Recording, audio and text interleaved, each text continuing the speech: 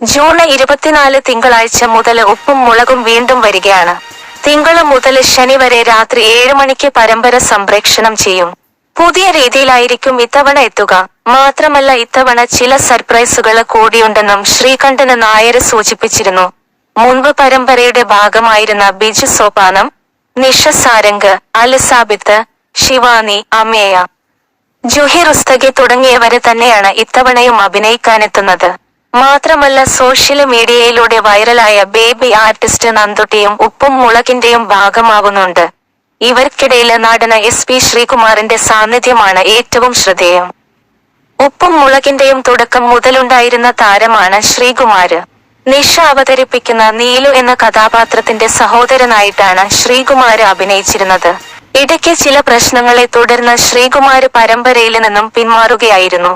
മൂന്നാം തവണ പരമ്പര വരുമ്പോൾ അതിനൊപ്പം തന്റെ